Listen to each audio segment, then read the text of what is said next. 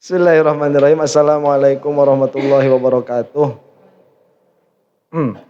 Alhamdulillahi rabbil alamin. Assalatu wassalamu ala asyrafil anbiya'i wal mursalin wa ala alihi wa sahbihi wa man tabi'ahum bi ihsanin ila yaumiddin. Asyhadu an la ilaha illallah wahdahu la syarikalah wa asyhadu anna Muhammadan abduhu wa rasuluh. Allahumma arinal haqqa haqqa warzuqna ittiba'ah wa arinal batila batila warzuqna jatinabah. Ya Rabbana ghafir yassir iftah wahdina qarrib wa alif bainana ya Rabbana. Allahumma arhamna bil Qur'an wa 'allimna ta'wil wa faqihna fid din warzuqna fahman wa amalan wa maghfiratan wa ridhan wa thawaban wa jannatan wa ru'yatan amin. Wa qala Rasulullah sallallahu alaihi wa ala alihi wa sahbihi wasallam, man aradallahu bihi khairan yufaqihu fid din. Nawaitu ta'alluma wat ta'lim wajtinabal ma'asi fardhan lillahi ta'ala. A'udzu bikalimatillahi tammati min syarri ma khalaq. Bismillahirrahmanirrahim. Bismillahirrahmanirrahim. Bismillahirrahmanirrahim. Bismillahirrahmanirrahim. Bismillahirrahmanirrahim. Bismillahirrahmanirrahim. Bismillahirrahmanirrahim. Subhanaka la ilma lana illa ma 'allamtana innaka antal alimul hakim. Al-Fatihah. Bismillahirrahmanirrahim. Alhamdulillahi rabbil alamin arrahmanir rahim maliki yaumiddin. Iyyaka na'budu wa iyyaka nasta'in ihdinas siratal mustaqim siratal ladzina an'amta 'alaihim ghairil maghdubi 'alaihim waladdallin. Amin. Bismillah. Babun naskhi, bab nasakh. Lalu saya tanya, amman naskhu, adapun nasakh, fa maknahu, maka makna nasakh itu lughatan, di dalam lughah, al-izalatu, menghilangkan. Yuqalu nasakhatis syamsu zilla, dikatakan pada bahasa Arab nasakhatis syamsu az-zilla, matahari itu dia menghilangkan bayangan. Kapan itu dikatakan? Idza azalathu, apabila matahari itu menghilangkan bayangan itu. Wa rafa'athu, dan mengangkat bayangan itu. Bin bisatiha, dengan mengembangnya matahari. Maksud mengembang itu melebarnya. Naiklah gitu ya. Waqila, dan dikatakan maknahu an-naqlu, makna dari nasakh itu adalah memindahkan. Min qaulihim, dari perkataan orang Arab, nasakhta hadzal kitaba, yaitu engkau telah memindahkan kitab ini. Kapan itu dikatakan? Idza naqaltahu, apabila engkau memindahkan kitab itu. Bi ashkali kitabatihi, dengan bentuk tulisannya. Jadi kalau di kita mah apa? Mengkopi kopi paste. Jadi ada kitab terus kita punya buku kosong nih, sampai kita dipindahkan tuh tulisannya. Itu juga nasakho juga. Nasakhtu atau nasakhta hadzal kitab. Jadi ada dua maknanya itu. Ada makna izalah, menghilangkan. Ada makna naklun, yaitu memindahkan. Nah, apa menurut syara sekarang? Menurut syara maknanya adalah wahaduhu syar'an al-khitobu, adalah khitob. Khitob. Ini kan sama nanti seperti hukum syar'i. Hukum syar'i kan min jinsil khitob tuh. Khitabullah itu al-khitabu adalah khitab adalu, yang menunjukkan ala raf'il hukmi tsabiti, atas mengangkat hukum yang sudah tetap atau atas hukum yang sedang tetap. Bil khitabil mutaqaddami, dengan khitab yang terdahulu atau mutaqaddim bisa. Bil khitabil mutaqaddimi, dengan khitab yang terdahulu. Kalau mutaqaddam berarti yang didahulukan. Itu adalah sifat bagi hukum. jadi hukum yang tetap dengan khitab yang terdahulu. Paham gak nih? Nggak paham? Ya nanti dijelasin ya.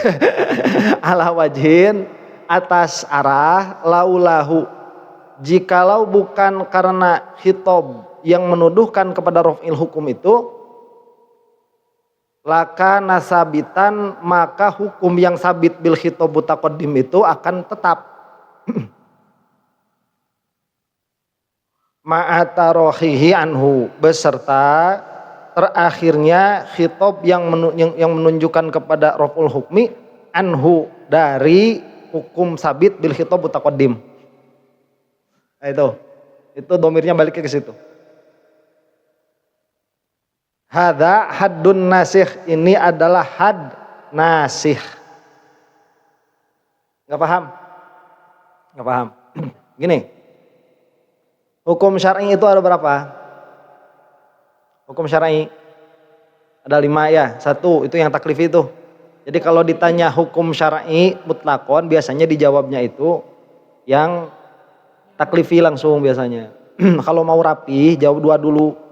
Hukum syar'i ada berapa? Jawab, ada taklifi, ada wada'i. Taklifi ada 5, wada'i ada 5. Begitu. Itu kalau mau dijawab rapi itu. Cuman biasanya kalau ditanya secara mutlak, hukum syar'i ada berapa? Itu langsung yang dimaksud itu biasanya hukum taklifi. Saya itu kemarin lihat ya,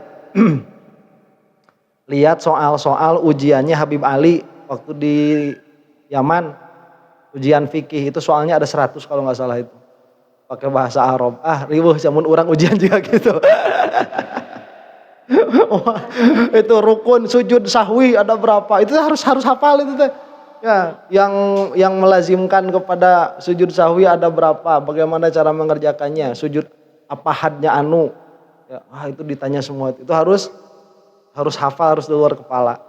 Ya, insyaallah. Kita mah yang kayak gini aja ditanya ya.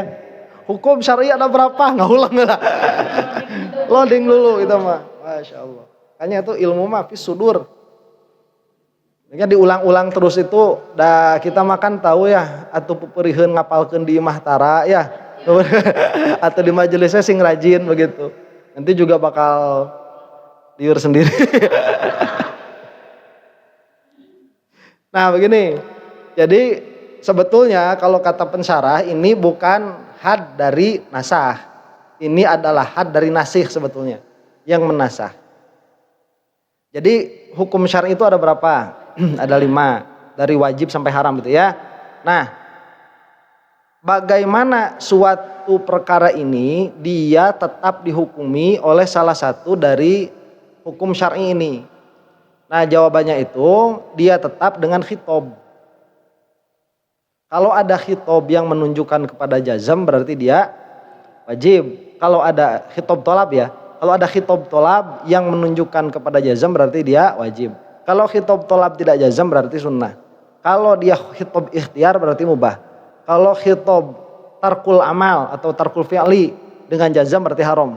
Kalau tidak jazm berarti makruh. Nah, berarti kan harus ada khitabnya dulu nih. Kalau nggak ada khitabnya berarti nggak bakalan ada hukum. Nah ini inti di dalam agama. Kalau tidak ada khitab, tidak ada hukum.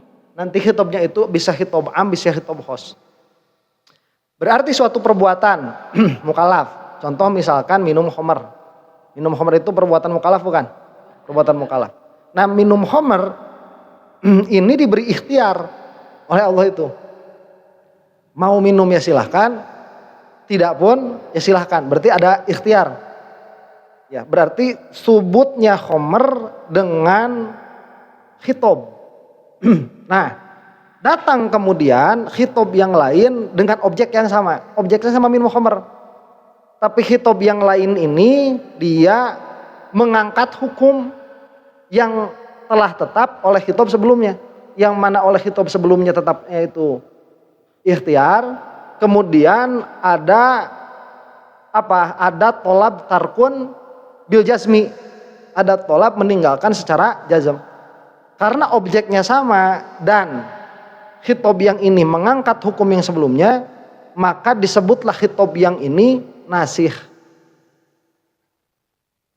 nasikh yang menasah. Paham?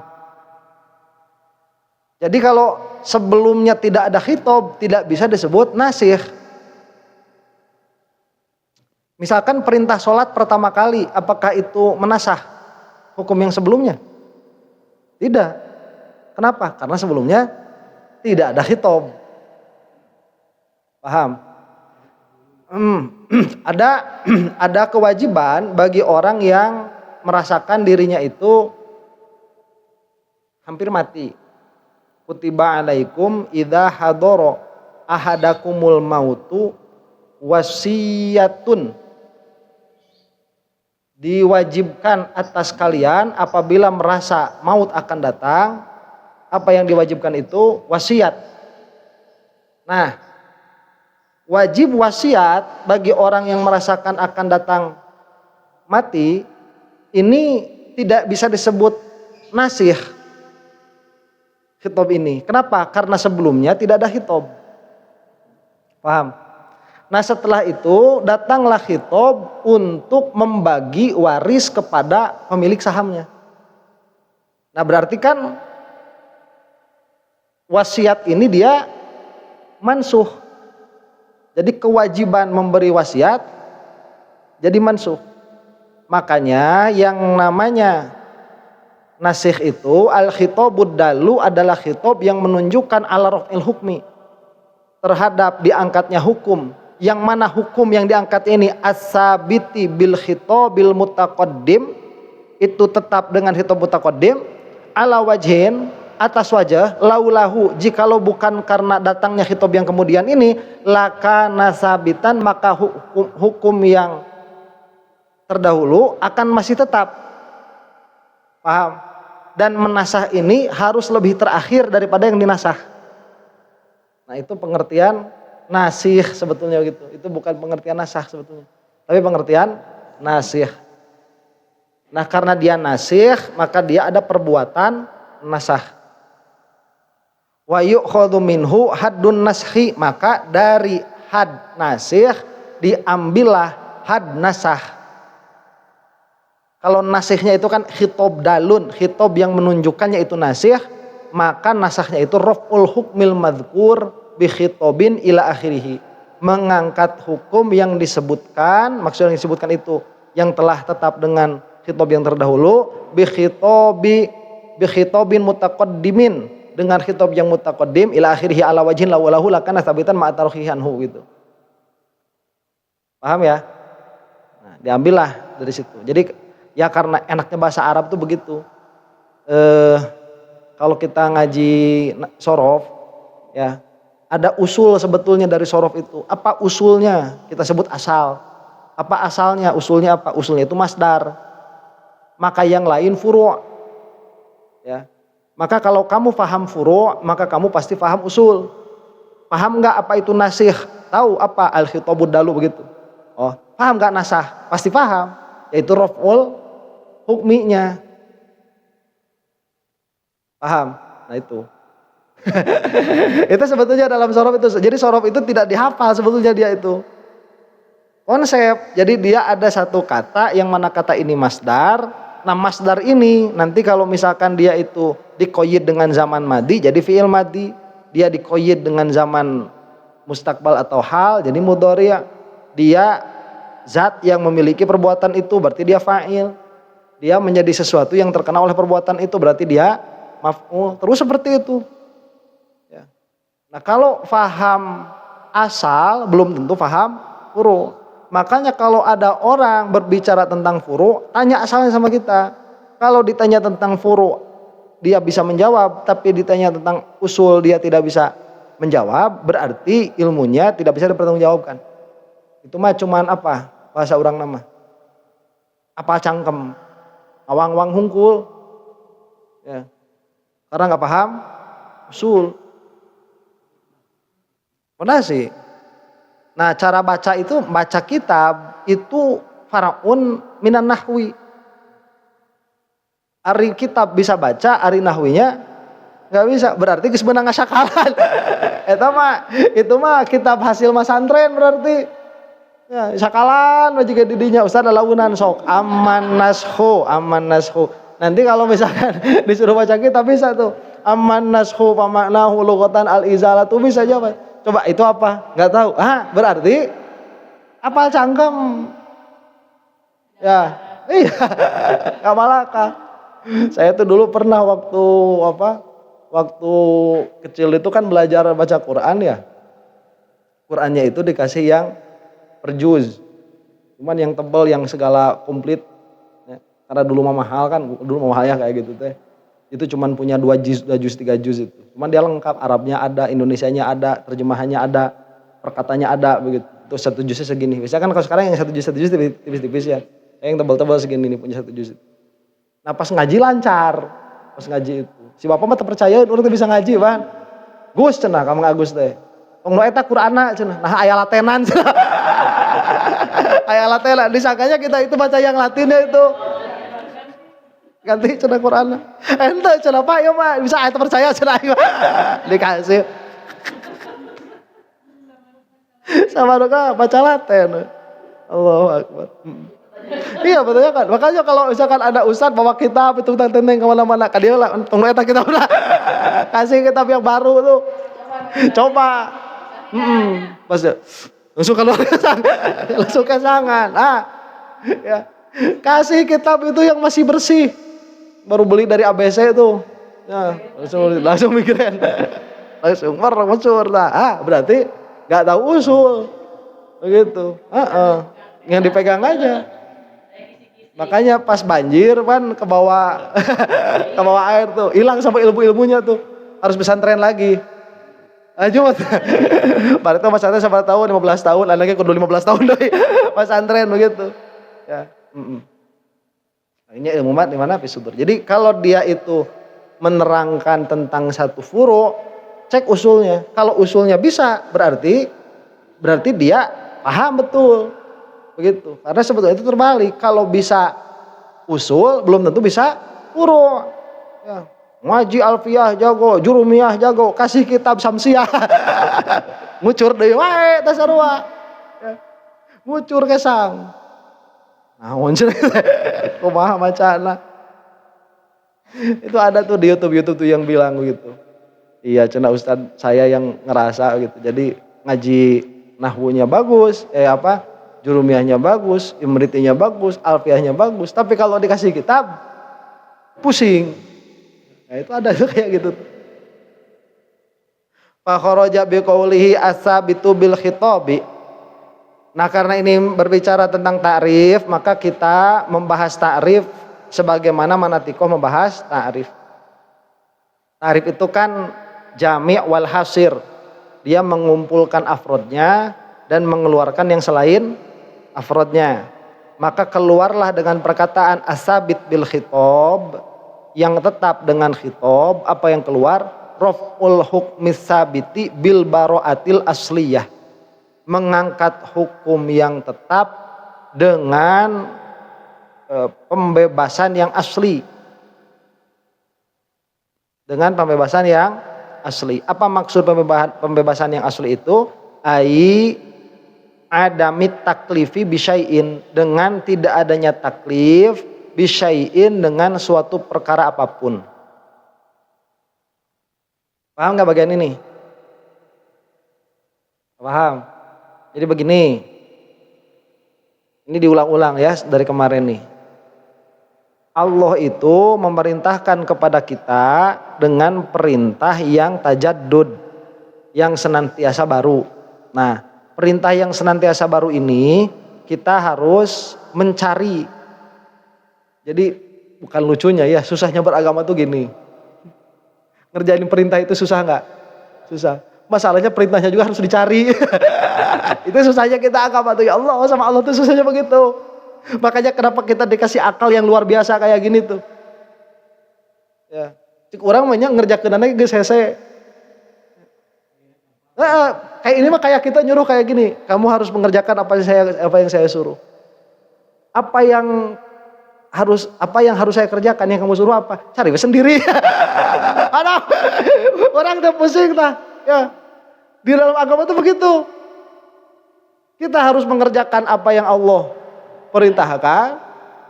Dan yang diperintahkannya pun harus dicari. Apa yang saya makanya kayak apa ya? Kalau di kita mah ya bahasa kasarnya mah kayak cari harta karun. Kayak cari harta karun. Kalau kita itu disuruh cari harta karun, dikasih mapnya aja udah susah itu.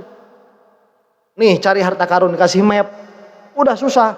Harus ngelewatin singa, habis singa lewat beruang. Habis beruang lewat ayaranda. Eta nu pangesena mah euy. Kalewatan. Susah menghindar lewat randa mah. Pilih dia atau aku. Susah. Kalau udah pilih dia atau aku mah susah itu ya. Dilema itu. Udah susah. Nah ini mah disuruh cari harta karun, udah disuruh cari harta karun, mapnya suruh cari sendiri. Ya, mana clue-nya mapnya? Ya cari sendiri.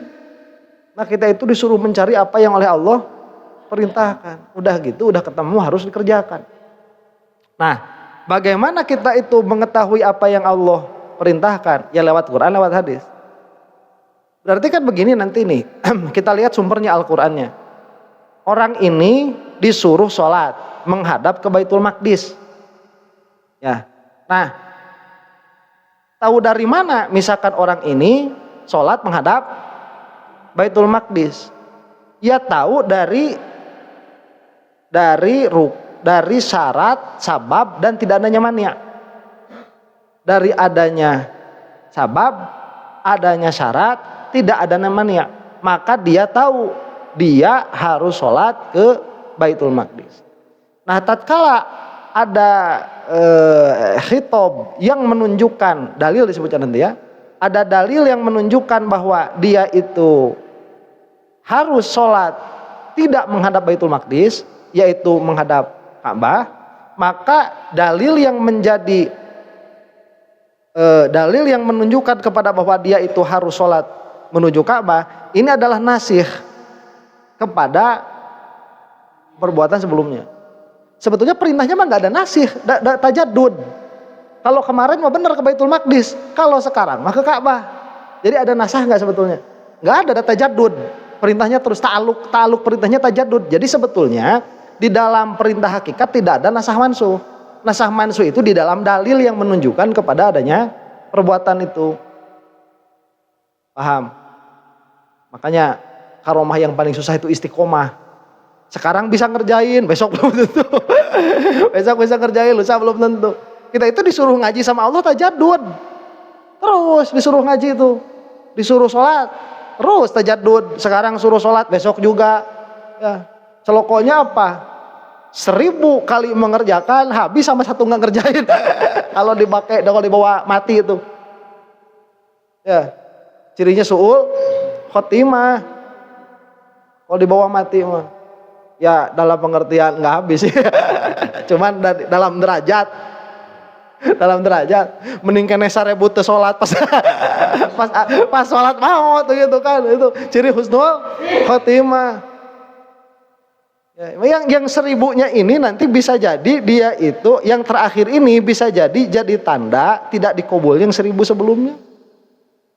Tapi yang satu di akhir ini bisa jadi tanda maghfirah, diampuni 1000 yang ditinggalkan ini. Tapi kalau di dalam kenyataannya mah ya nggak tahu juga. Kalau karena ada timbangan juga tetap kan. Kalau misalkan ini diterima, cuman kan itu ciri ya masa Allah tuh ngewafatin kita 1000 kali sholat pas sakalina hoream. Coba kacida. Lagi mau sholat asar nih di jalan, alah kagok sirakeun bae lah sakali mah, padahal belum pernah dia nggak ngerjain sholat asar tuh dengan sengaja, nggak pernah. Nah pas nungguin lampu merah adzan maghrib, Allahu Akbar kan lewat asar tuh, di belakang ada mobil teh tonton los rem, jebret mati. Maghrib can sholat asar tuh. Karena kalau mau mati kan kemarin. Ya atau besok lah gitu. Jangan pas lagi kayak gitu. Hari udah lah gimana. Nah jadi itu perintah itu tajaddud. Jadi di dalam asal perintah sebetulnya tidak ada nasah mansuh. Tapi di dalam dalil Ada, karena kita akan bingung mencarinya nanti. Ongkohning, apa ongkohning bahasa Indonesia itu? Ya katanya itu disuruh sholat lewat Baitul Maqdis, tapi ada perintah lain yang menyuruh sholat ke Ka'bah. Nah berarti yang satu mansuh, yang satu nasikh. Nah sekarang kadang-kadang ini kan disebut yang namanya nasikh itu raf'ul hukmi asabit bil khitab. Jadi raf'ul hukmi al khitabu dalu ala raf'il hukmi atau raf'ul hukminya mengangkat hukum yang tetap dengan khitab yang telah lalu. Nah ini mah mengangkat keluar dari karena ada ketentuan asabit bil khitab, yaitu yang tetap dengan khitab, maka diangkatlah hukum yang tetap dengan barwa asliyah. Apa itu? Tidak adanya taklif. Jadi tatkala misalkan Zaid ini, atau jangan Zaid ya, siapa, Jamilah ini dia sedang haid, apakah ada tuntutan bagi Jamilah untuk sholat menghadap Baitul Maqdis saat itu? Nggak ada kan? Nah ini bukan karena nasah, karena memang baro'ah, ada mutaklif. Wa biqaulina bi khitobin, dan dengan kaul kami bi khitobin al ma'khudhi min kalamihi, yang mana perkataan bi khitobin ini diambil dari perkataan musannif, ar-raf'u bil mauti wal junun, yaitu terangkatnya terangkatnya hukum dengan maut dan junun, dan dengan gila. Jadi orang misalkan nih tatkala dia itu mati, apakah hukum yang telah tetap baginya terangkat? Terangkat, cuman terangkatnya bukan karena khitab, tapi karena mati. Karena mati dan karena junun, maka itu bukan nasah mansuh. Wa biqaulihi ala wajhin laulahu ila akhirih ma law kana al khitabul awwalu mughayyan bi ghayatin aw mu'allalan bima'nan. Dan keluarlah dengan kaulnya yang disebutkan tadi, yaitu ala wajhin laulahu, atas arah, jika bukan karena khitab yang kemudian ini, maka hukum yang terdahulu akan tetap. Apa yang keluar? Perkara laukanal khitabul awalu, apabila khitab yang awal itu mughayyan bi ghayatin, itu dikasih batas dengan suatu batas akhir, au mu'allalan bimaknan, atau dia ditaklil dengan makna. Maksudnya gimana? Maksudnya begini, kadang-kadang suatu perkara ini dia khitabnya hilang bukan karena ada khitab lain yang menunjukkan kepada terangkatnya hukum, tapi dia hukumnya memang terangkat karena waktunya sudah habis. Ya, jangan dicontohin sama sholat zuhur sama sholat subuh. Itu masih tetap ada meskipun kelewat. Kayak kemarin kita ngaji bab sujud sahwi. Ya. Nah, kalau kita ngelihat mantan kita lagi gojrek-gojrek motornya karena akinya habis, dan kita lagi bawa Mercy, ada nggak tolab buat kita itu? Sujud sahwi ada tolab nggak? Ada nggak tolab sujud sahwi? Ada. Ada. Sujud sahwi. Sujud syukur. Ya lupa betul. Padahal bukan sujud sahwi. Saya lupa. Saya harus sujud sahwi. Sujud syukur. Ada nggak tolab buat sujud syukur? Ada. Ya, syukurin bukan. Karena ada senang yang mendadak ke hati itu. Ya, saya tahu masih sial, untung cek orang katanya. Berarti kan ada tolak buat sujud syukur. Nah, ya ada tolak buat sujud syukur. Kemarin kan kita bilang nih, sujud syukur ini ada nggak batas akhirnya? Ada. Nah, sekedar berarti itu ada goyah tuh. Ada goyah. Berarti kalau misalkan dia itu lagi macet, lagi macet nih, ya ngelihat mantan orang. Cek mana teh. Alhamdulillah. Gitu kan ada apa? Ada bahagia. Untung teu jeung si eta da bawa sial. Ada hati bahagia. Terus dia jarak ke rumah itu macet masih setengah jam. Apakah ada khitob untuk sujud syukur di rumah itu? Nggak ada. Kenapa? Berarti raf'ul hukum nggak itu? Terangkat nggak hukumnya? Terangkat.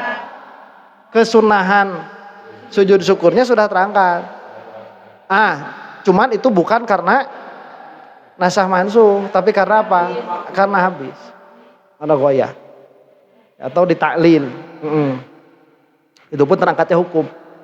Tapi karena tadinya kan ada, habis. Tadinya ada perintahnya terus tidak ada. Tapi itu bukan karena adanya nasah mansuh, tapi karena habis waktunya. Gitu. Nah, orang-orang yang nyebut tidak ada qada sholat mikirnya kayak gitu. Mikirnya itu. Jadi ada perintahnya cuman sampai waktunya habis. Kalau waktunya habis udah nggak ada perintah lagi. Tuh gitu cara mikirnya. Cuman mereka juga nggak bakal punya pikiran kayak gitu. Cuman di bawah alam sadarnya itulah yang mereka itikodi. Udah lewat, gitu udah habis. Ya dulu kan gimana nih waktu bujangan nggak sholat bertahun-tahun begitu. Sudahlah istighfar aja. Kan udah nggak ada perintahnya tuh udah. Yang penting sekarang.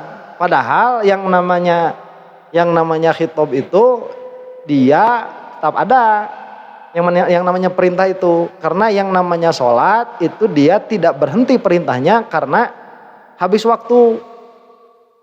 Nggak berhenti perintahnya itu. Jadi ada perbuatan yang harus dikerjakan kan, karena itu wajib. Belum putus alaqohnya. Imma dia tidak dikerjakan atau dikerjakan tidak sesuai tuntutan. Nah, maka dia tidak ada nufud. Begitu. Dan apa kemarin? Dan ijza ya. Tidak ada nufud dan ijza.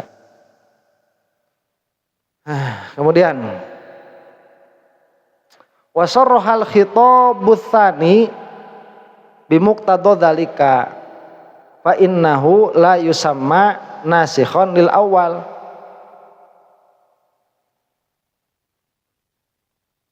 Dan khitab yang kedua mana sih maksudnya? Malaukan al khitabul awwalu mughayyan bi ghayatin aw mu'allalan bi ma'nan. Wasarrohal khitabats tsani wasarroha al khitabus tsani bimuqtadha dzalika. Dan khitab yang kedua menjelaskan dengan konsekuensi adanya pengangkatan hukum. Fa innahu la yusamma nasikhon lil awwali. Bukan. Dan menjelaskan khitab yang kedua itu bimuqtadha dzalika dengan konsekuensi adanya ghoyah atau taklil.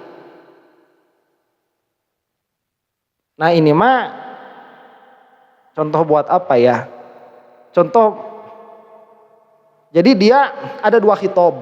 Kalau tadi kan tidak ada dua khitab tuh. Contoh yang sujud syukur itu tidak ada dua khitab. Dia mah khitabnya satu, ya, yaitu perbuatan Rasulullah. Dia kan jadi kesunahan sujud syukur itu kayak kemarin tuh. Itu kan ditetapkan dengan perbuatannya Rasulullah SAW. Nah, kalau kita mau tahu nasah mansuh nanti ada seperti ini. Ada suatu hukum yang mana hukum ini dia tetap dengan khitab, kemudian datang khitab yang lain, tapi khitab yang lain ini dia itu menjelaskan kepada terangkatnya khitab yang sebelumnya, tapi tidak dengan wajah. Jika bukan karena ini, dia masih akan tetap. Justru ini malah menjelaskan menjelaskan keadaan-keadaan yang menjadikan khitab awal ini berlaku. Itu namanya mu'allal bi ta'lil. Langsung ke contoh aja biar paham ya. Mitsaluhu qauluhu ta'ala, idza nudiya lis-sholati mi yaumil jumu'ati fas'au ila dzikrillahi wa dzarul bai'. Apabila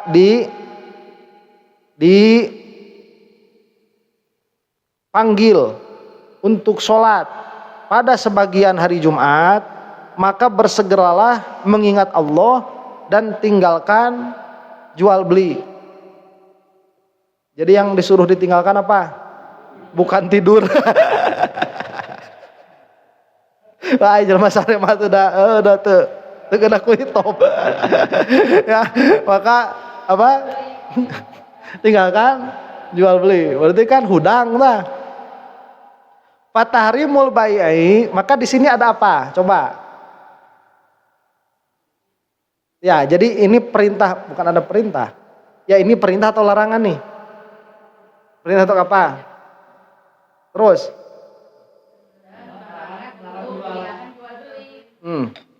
Dan larangan untuk melaksanakan jual beli. Maka di sini kan ada pengharaman jual beli tuh. Kapan pengharaman jual beli itu? Nah, bila ada waktu sholat Jumat. Kemudian kapan pengharaman ini selesai? Setelah selesai sholat Jumat. Apakah itu mansuh? Bukan. Itu terangkatnya dengan hitop bukan? Terangkatnya dengan hitop bukan? Dengan hitop, tidak ada seterusnya ayatnya ini. Fa'idha qudiyatu, dan apabila fa'idha qudiyati sholatu, dan apabila sholat ini sudah ditunaikan, fantashiru fil ardi, maka bersebarlah di muka bumi, wabtagu min fadlillahi, dan carilah fadl, keutamaan dari Allah. Berarti kan ini ada perintah tuh, menasah tidak ini? Tidak, tapi mengangkat hukum tidak? Mengangkat hukum apa? Haram jual beli. Tapi apakah ini disebut nasah? Tidak, karena ini taklil. Jadi maksudnya bagaimana ya? Pengangkatan hukum yang sebelumnya ini bukan dengan wajah. Jika bukan karena ini maka dia akan tetap. Bukan. Iya, teman terus-menerus seperti itu. Ya tajadud. Itu tajadud. Jadi jika bukan karena ini dia akan tetap seperti itu. Maka tetap haram, enggak. Jadi makanya disebut wasaruhal khitabut tsani bi muqtadzalik fa innahu la yusamma nasikhun lil awal. Maka yang seperti itu tidak dinamai nasih bagi yang pertama. Jadi ini kan fa idza qudiyatis sholatu, itu pan khitab tsani. Kemudian mana idza nudiya li sholati yaumil jumu'ati, ini kan khitab awal. Apakah khitab tsani ini dia mengangkat hukum khitab awal? Mengangkat. Ya kan, khitab tsani mengangkat khitab awal, tapi mengangkatnya itu bukan ala wajhin laulahu la sabata hukmul awal. Paham ya? Maka disebutkan fatahrimul bai', maka pengharaman jual beli mughayyan itu di akhir dibatasi bin qidail jumu'ati, dengan selesainya sholat Jumu'ah. Fala yuqalu inna qaulahu ta'ala, maka tidak dikatakan bahwa firman Allah Ta'ala yang selanjutnya, fa idza qudiyatis sholatu fantashiru fil ardi wabtaghu min fadlillah, nasikhun lil awal, itu sebagai nasih bagi yang pertama. Bal bayyana ghayatat tahrim, tapi itu mah menjelaskan ghayah, penghabisan, pengharaman. Khitab tsani. Ya, khitab tsani. Tapi khitab tsani ini kan menjelaskan secara langsung ghayah dari pengharaman yang pertama. Besoknya haram lagi, minggu depannya haram lagi. Tajadud. Paham? Makanya kalau nasah kan hukumnya sudah tidak berlaku. Mutlakon. Enggak gara-gara istrinya 4 jadi yang berlaku hukum wasiat. Kalau istrinya 1 yang berlaku hukum waris, enggak begitu. Itu nasah mansuh. Makanya nasah mansuh hukumnya sudah tidak berlaku sama sekali. Wa kadza qauluhu ta'ala wa hurrima 'alaikum shaydul barri madumtum huruma. La yuqalu nasakhahu qauluhu ta'ala wa idza halaltum fastadu li anna tahrima lil ihrami wa qad zala.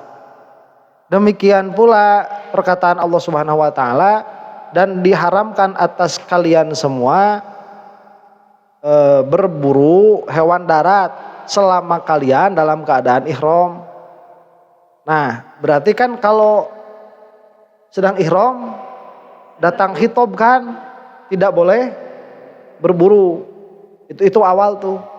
Kemudian ada khitab seterusnya, wa idza halaltum fastodu, dan apabila kalian itu telah halal bihalal maka ada tahalul, dan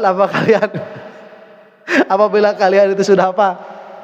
Sudah tahalul ya, fastodu maka berburulah. Nah, ini kan bukan bukan nasah mansuh, tapi secara khitab yang kedua ini mengangkat hukum yang pertama, yaitu haramnya berburu dan waktu ihram, baik haji atau umroh. Nah, cuman yang kedua ini dia mengangkat hukum haramnya itu, cuman dia tidak bisa disebut nasah mansuh karena itu menjelaskan habisnya waktu haram. Paham? Li'anna tahrima lil ihrami wa qad zala, karena yang namanya pengharaman itu dia untuk keadaan ihram, dan ihramnya ini dan keharamannya ini sudah berlalu, sudah habis.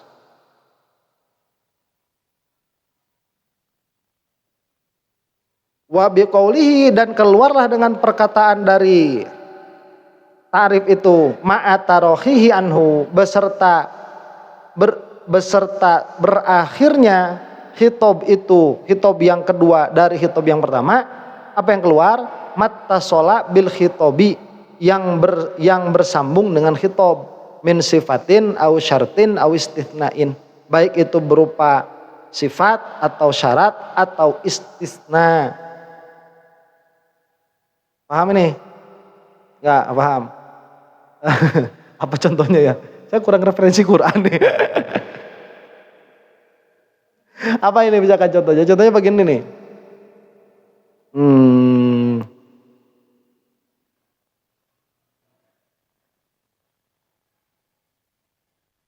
Nah,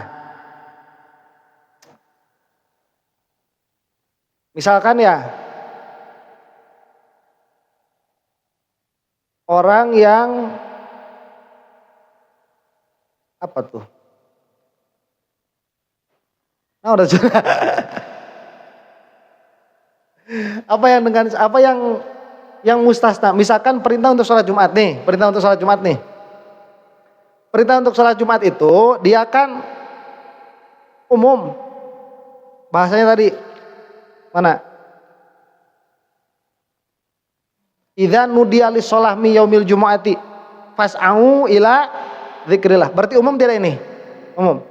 Umum dalam pengertian imma untuk orang merdeka atau untuk hamba sahaya. Berarti orang merdeka kena khitab sholat Jumat, orang hamba sahaya pun kena khitab sholat Jumat.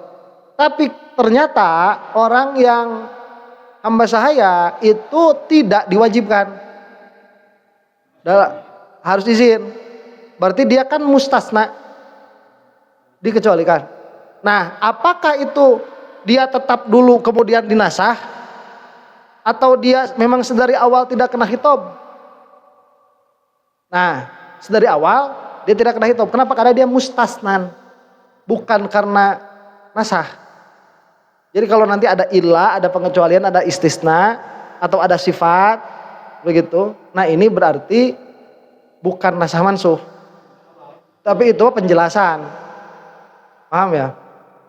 Nanti beda, kita sama Malik itu agak berbeda. Kalau nggak salah ya, di dalam madhab yang lain itu ada yang memaknai istisna itu sebagai nasah. Ada tuh istisna sebagai nasah. Jadi kena dulu semuanya, kemudian yang ini dinasah bagi si ini begitu. Ada tuh. Dianggap nasah istisna itu. Ada kalau nggak salah di antara beberapa. Saya lupa, nanti di Al-Lumah ada. Sampai sini ada pertanyaan? Enggak, Pak Ji? Waalaikumsalam.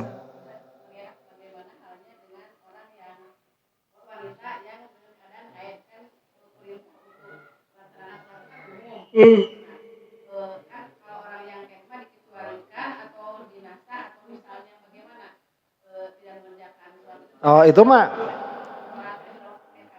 adanya mana ya, bukan mansuh. Memang dari awal gak kena hukum.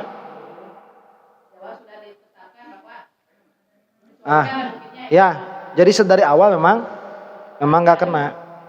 Oh, jadi kalau yang namanya nasakh mansuh begini, kalaulah tidak ada perintah sholat menuju Baitullah, menuju Ka'bah, jika bukan karena ini, tetap akan ada perintah sama kita, cuman perintahnya itu ke Baitul Maqdis.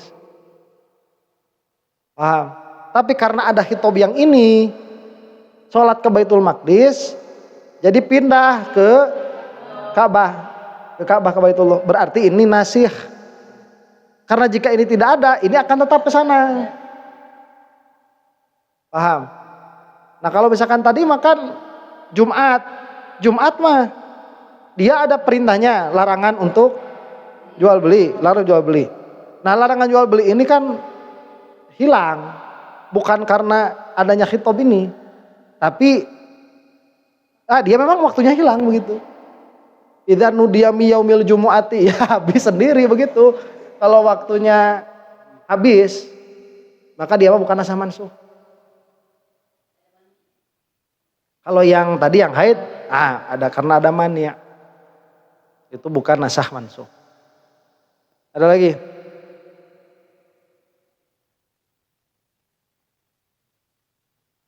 Makanya ala wajhinnya itu sebetulnya yang harus difahami, itu ala wajhin laulahu lakana sabitan gitu. Dan harus ada tarohi, karena jika tidak ada tarohi berarti itu mah istisna atau sifat begitu. Nah nanti disyarati apakah untuk dinasah sesuatu ini harus berlaku dulu atau tidak, ada tuh nanti. Ada. Ya masa misalkan ini kan sebetulnya begini nih. Fungsinya nasakh mansuh itu, kita memahami nasakh mansuh itu apa? Supaya kita paham mana ayat yang nasih, mana yang mansuh. Jadi apakah ini termasuk nasakh mansuh, atau ini termasuk goyah dari ibadah, atau ini termasuk istisna, atau ini termasuk tidak ada syarat, begitu. Ya klasifikasi ke sana sebetulnya.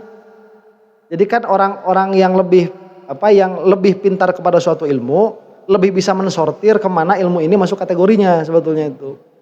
Jadi kalau misalkan kita, tadi ini pertanyaan, orang yang haid tidak kena sholat, apakah itu masuk bab nasakh mansuh? Kan enggak begitu. Terus, cuman kan kita mah jawab enggak, tapi bukan karena had, karena kira-kira kan. Harus dengan had, makanya begitu. Kenapa? Karena ini tidak tarohi misalkan begitu. Nah nanti misalkan ada perdebatan, apakah ayat ini nasakh mansuh atau hukum ini, apakah dia nasakh mansuh atau bayan? Paham?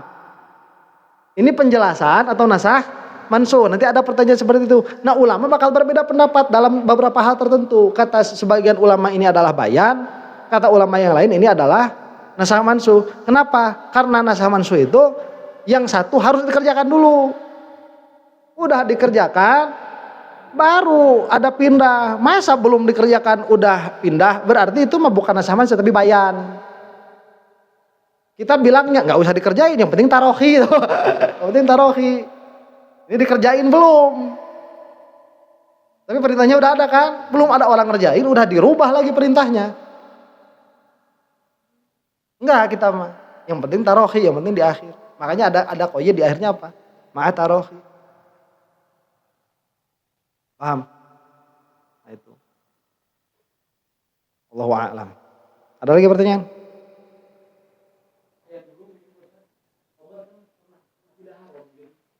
Khawar.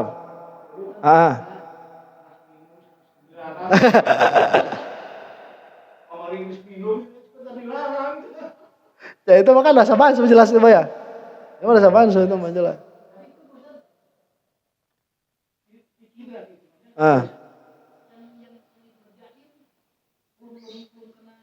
Enggak ada hitam haram. Enggak. Oh yang belum tahu. Penasah.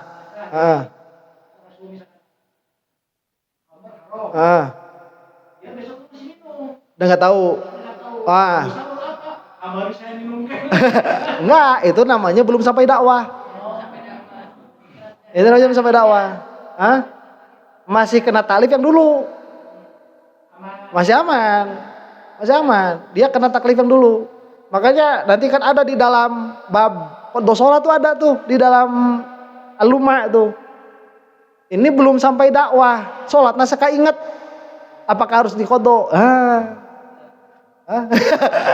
Ada di aluma tuh. Ini belum sampai dakwah. Begitu. Nanti ada takrif sampai dakwah itu bagaimana dan lain sebagainya. Ya. Itu kan terjadi pas waktu apa? Pas waktu sholat menghadap kiblat. Jadi ada satu kampung yang mana kampung itu agak jauh lah dari pusat dakwahnya Rasulullah begitu. Itu sampai berapa hari kalau nggak salah ya. Masih ke Baitul Maqdis. Orang-orang udah ke Ka'bah tuh. Pas ada orang berkunjung ke situ lagi pada berjamaah salat zuhur. Nah, ke sana, wah Rasulullah sudah mengatakan pindah salatnya ke Ka'bah. Langsung balik. Lagi salatnya itu rakaat keberapa gitu langsung balik ke Ka'bah. Dan Rasulullah nggak nyuruh buat ngodho.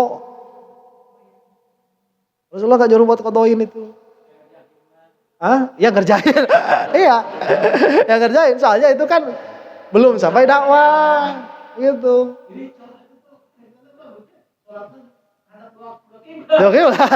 Iya itu satu sholat tuh.